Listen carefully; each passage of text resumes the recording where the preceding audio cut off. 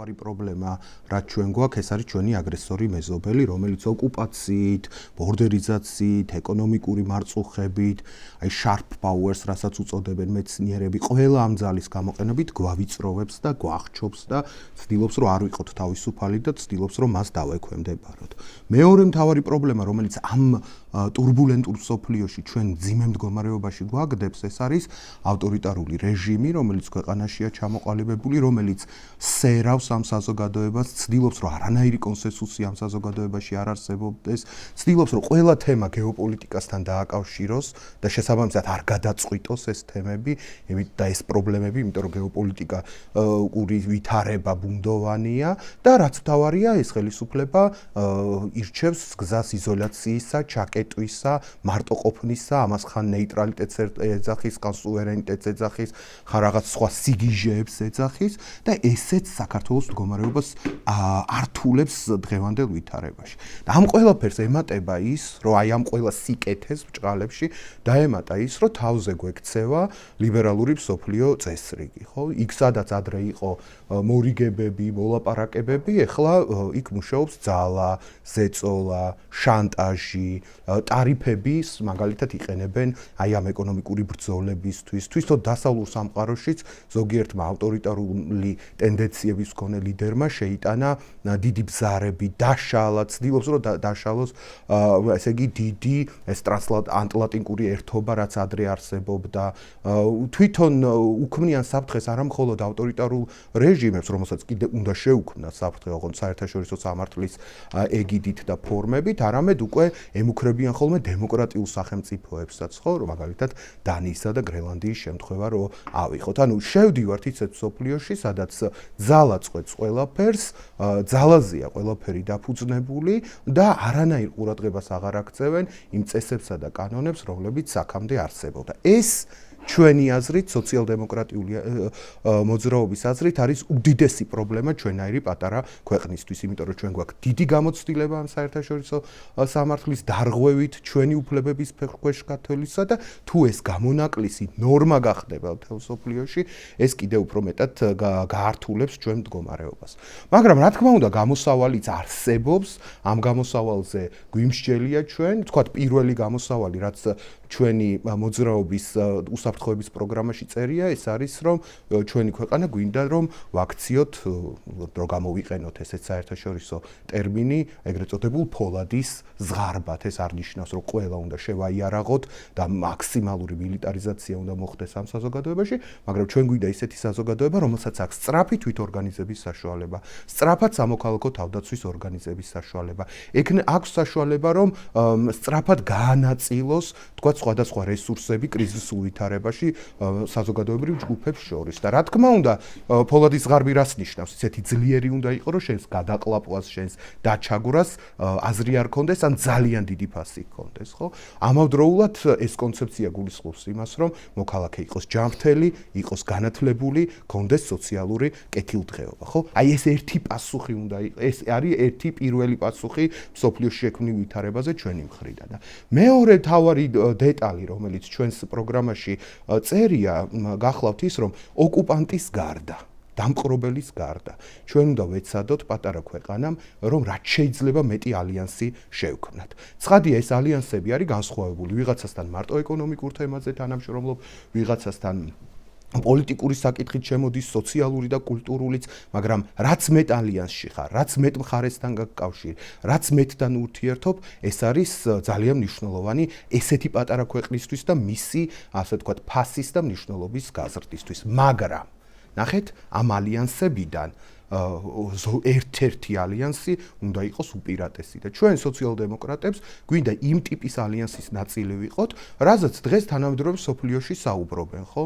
მაგალითად იყო, რაც ახლა ძალიან პოპულარული გახდა ეს მარკ კარნის გამოსვლა დავოსში, რომელმაც საშუალო ქვეყნების და პატარა ქვეყნების ალიანსი ისაუბრა, თქვათ ავსტრიის პრეზიდენტი ბატონი ვან დერ ბელენი ამას უწოდებს ევროპულ სუვერენიტეტს და ევროპულ პატრიოტიზმს, ხო?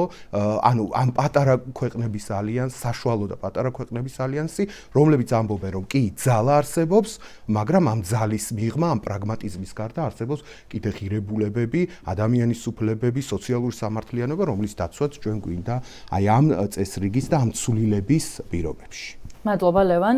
კარგით, ლევან, კითხვას დაგისვამთ. თქვენ ერთ-ერთ ვიდეოში ამბობთ, რომ გასაგებია, რომ აგრესორს ზოგჯერ ვერ აკავებს საერთაშორისო სამართალი, მაგრამ რაღაც ბერკეტი მაინც არსებობს და შეიძლება დამნაშავეს, ყოველ შემთხვევაში რაღაც სანქცია დაეკისროს, ან რაღაც კომპენსაცია მიიღოს დაზარალებულმა, ან ასე შემდეგ.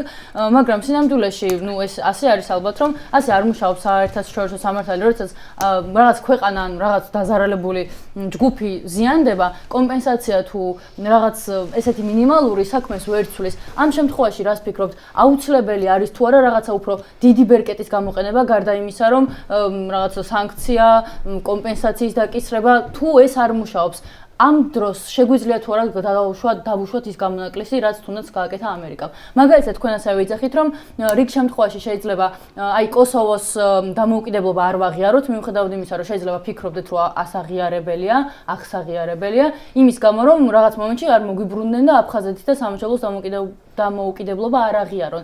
თუ აქ შეიძლება პრაგმატული პოლიტიკის გაკეთება და რაღაც გათვალისწინება და ესეთი ორმაგი სტანდარტების გამოყენება.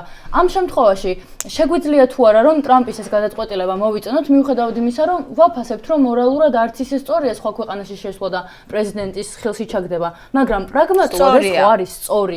საქართველოსთვის, იმ ქვეყნისთვის, რომლის პრეზიდენტიც არის დაკავებული, ანუ ბუნებრივად ხო მხარს უჭერდა დამოუკიდებელ სამაჩაბლოს და აფხაზს, ან ხვდებით ის თქმა მინდა. იმ შემთხვევაში კოსოვოს მაგალითად თუ შეგვიძლია რომ ორმაგი პრინციპები და პრაგმატული პოლიტიკა გავატაროთ, რატო არ შეიძლება თქვენი გადმოსახედიდან რომ ტრამპის ეს გადაწყვეტილებაც მოვიწონოთ პრაგმატულობის გამო? იცით რა არის? აი ჩვენი მთავარი ხედვა და კონცეფცია არის ის, რომ ერთის მხრივ თვალებში შევხედოთ 5 წუთს დავამატებ სიმართლეს და არსებულ რეალობას და ვაღიაროთ, რომ ძალა წყვეტს ხოლმე რაღაცებს, საერთაშორისო სამართალი ირღვევა და ასე შემდეგ, მაგრამ ეს არ ნიშნავს, რომ ხელები უნდა ჩამოუშვათ და უნდა ვთქვათ, რომ ახალი მსოფლიო წესრიგი არ უნდა შეიქმნას, ან ახალი სტანდარტები აღარ უნდა დაწესდეს მთელ მსოფლიოში და ახალი ბერკეტები არ უნდა შეიქმნას ამ სტანდარტების დასაცავად, ხო? ანუ ნახეთ, რასაც იგივე შტუბი ამბობს, რაც ამ კარნი თქვა, რასაც ეს მუშაობს რეალურად. არ მუშაობს ეხლა, იმიტომ რომ არავის არ უცდია. რა მუშაობს? იცი რა საკითხები? შტუბმა რა თქვა, იცი? შტუბის კონცეფცია რასაც მე ვიძახ. არა, ქალბატონ თამარ, ახალი გეოპოლიტიკური სიტუაცია უნდა ჩამოვაყალიბოთო და უფრო ჰუმანური უნდა გახდეს ეს ყველაფერი, ეს არ მუშაობს. შეიძლება რაღაცები გვინდოდეს, რომ ესე გამოვიდეს, მაგრამ ეს კითხვა დავსვი, კონკრეტულ ადამიანზე არაფერი არ მიკითხავს. და რომც არ ვიცოდეთ, ჩაჭერა არ არის აუცილებელი. მექანიზმებია შესაქმნელი, ხო რომ ლევანმა გაიგო რა თქვა ყოველ შემთხვევაში. დამოკიდებული და ამის მომხრე ვართ ჩვენ.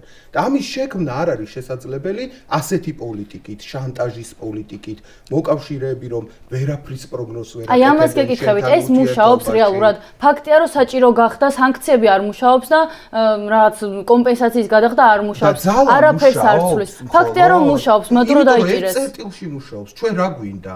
სხვა ტიპის წესრიგი გვინდა, რომელიც აი მაგას გეკითხებით, გვინდა სხვა არის, მაგრამ რამდენად გამოდის ესე რომ არ გამოდის, ამიტომ ეს რეალობა უნდა აღიქვა და უნდა იფიქრო იმაზე, ამ რეალობაში რისი გაკეთება შეიძლება იმისთვის, რომ რაღაც სტანდარტები არსებობდეს, ხო?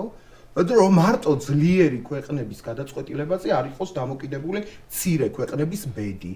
და მათი შანტაჟის ქვეშ, მათი ტარიფების ქვეშ, მათი შევიწროების ქვეშ არ იყვნენ პატარა სახელმწიფოები. და ამიტომ არის დაწყებული მსოფლიოში მოძრაობა ამ მიმართულებით და ძირითადად ეს არის ევროპა და სხვა ეგრეთ წოდებული საშუალო ზომის სახელმწიფოები, რომლებიც ცდილობენ, რომ გაუწიონ აი ესეთ უწესრიგო, მხოლოდ ძალაზე დამოკიდებულ მსოფლიოს კონკურენცია და ნელ-ნელა შეეცადონ ახალი ბერკეტების, ახალი სტანდარტების დამკვიდრებას.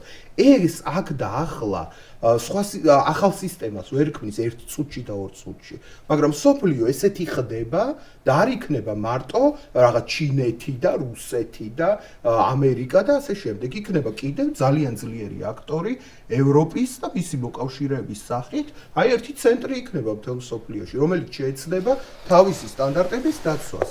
და ჩვენ ველით აი ესეთ სოფლიოს, სადაც ამერიკაც ჩვენი მოკავშირე იქნება, მაგრამ გვეყოლება კიდევ უფრო საიმედო მოკავშირე, რომელიც შეიძლება დღეს ვერ იცავს იარაღით და თოფით და წამალით, მაგრამ ღირებულებებში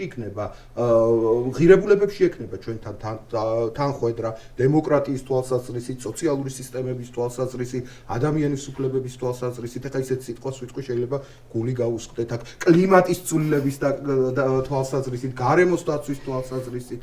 გული შენ გისკდება ხოლმე რომ ლაპარაკს ვიწყებ მე. ხო, აი ასეთი ხო არის, ნახეთ გასაგებია რა პრობლემა. ჩაგაიგეთ რა თქვა მე ვერ გავიგე. მე ვერ დავარი მაყურებელმა გაიგო. კი ვენებენ იმისთვის რომ კარგად შეაშინონ. ძალიან სწორად. კარგით. დასასრულებლად წავიყვანოთ, გვექნება შემაჯამებელი ეპიზოდიც. ლევან, ორი წუთი გვექნება ახლა იმისთვის რომ შევაჯამოთ დღევანდელი დებატი. არ ვიცი ძალიან ბევრი იქნება ალბათ სალაპარაკო, მაგრამ შეგიძლიათ რომ დაიწყოთ და ეს 2 წუთი იქნება თავიდან ბოლომდე ლევანის, შემდეგ 2 წუთი თავიდან ბოლომდე თქვენი. კი ბატონო, საქართველოში ხელისუფლების ცვლილება აუცილებელია. ხელისუფლების ცვლილება მარტო გეოპოლიტიკაზე არ არის დამოკიდებული, ეს ასევე არის დამოკიდებული იმაზე, რომ ადამიანებს ვესაუბროთ და ადამიანებს არ უთხრათ, რომ სოფლიო მარტო თეთრი და შავია, აუცილებელია, რომ განვაცხოთ ერთმანეთისგან სხვადასხვა ძალები, აუხსნათ რუსეთს რა საშინელი ინტერესები აქვს საქართველოში, მაგრამ ეს არ ნიშნავს, რომ ჩვენ ვთქვათ, რომ ამერიკა უნაკლოა, მას აქვს თავისი შეცდომები დაშვებული და ჩვენ მხოლოდ იმას ვაკეთებთ, რომ მათ მიერ ჩანდენილ საერთაშორისო სამართლის დარღვევებზე ვამახვილებთ ყურადღებას. მე ვფიქრობ, რომ ქართული ოცნება თავისი ამორჩევლის მობილიზებას სწორედ იმის ხარჯზე ახერხებს, რომ ასე გაამარტივა მან რეალობა სოფლიოში, ურთულესი ვითარება შექმნილი და ქართული ოცნება ეუბნება ხალხს, რომ აი ომი და მშვიდობა და ამერიკა და რუსეთი და კიდე სუვერენიტეტი და ასე შემდეგ. ამ რიტორიკაში ჩვენ ქართულ ოცნებას არ მიუყვებით და ვცდილობთ, რომ ის მთელი სირთულე, რაც აქვს დღეს თანამედროვე სამყაროს, წარმოვაჩინოთ და ამიტომ საუბრობთ სხვადასხვა ძალებზე და სხვადასხვა რეგიონში შექმნილ ვითარებას. ეს ერთი საკითხი და მეორე საკითხი არის, კიდევ ერთხელ ვიმეორებ მეგობრებო, რომ კარგად გაიგონოთ, რომ სოციალ-დემოკრატიული მოძრაობა ერთის მხრივ ემხრობა, რომ საქართველოს შიგნიდან იყოს სოციალური თვალსაზრისით ძლიერი, განათლებული და ჯანმრთელი მოსახლეობა ყავდეს. მეორე, ჩვენ ვემხრობით იმას, რომ ადამიანები მალე თვითორგანიზდებდნენ, კონდეთ თავდაცვის უნარიანობა, კონდეთ ინფრასტრუქტურა ქვეყანაში, რომ საკუთარი თავი დაიცვან და თუ ოდესმე ძალაუფლება გვექნება, ვიზრუნებთ ამისთვის, რომ ჩვენი მოსახლეობა იყოს მობილიზებული ნებისმიერი საფრთხის მიმართ და მესამე და მთავარი, რასაც ვამბობთ, ჩვენ ამერიკას ვაკრიტიკებთ, მაგრამ ეს არ ნიშნავს, რომ რაღაც შავ ქვას ვაგდებთ ჩვენსა და ამერიკას შორის ურთიერთობაში. დიახ, ამერიკა საქართველოს სტრატეგიული პარტნიორია, ჩვენ რეგიონში სხვანაირად შეუძლებელია და ხო, ეხა გაჩერებულია, მაგრამ იქნება თუ ჩვენ ძალაუფლება გვექნება, უბრალოდ ჩვენ ვამბობთ, რომ აუცილებელია რეგიონალური კავშირები, ორმხრივი კავშირები და კავშირები იმ ქვეყნების ალიანსთან, რომლისთვისაც სოციალური სამართლიანობა, გარემოს დაცვა, ადამიანის უფლებები და დემოკრატია არის მნიშვნელოვანი და ტრამპისნაირი ლიდერებისთვის ეს ღირებულებები და მათი გავრცელება მთელ სოფლიოში არ არის მნიშვნელოვანი, ამიტომ ჩვენ ვეძებთ კიდევ სხვა მოკავშირეებსაც.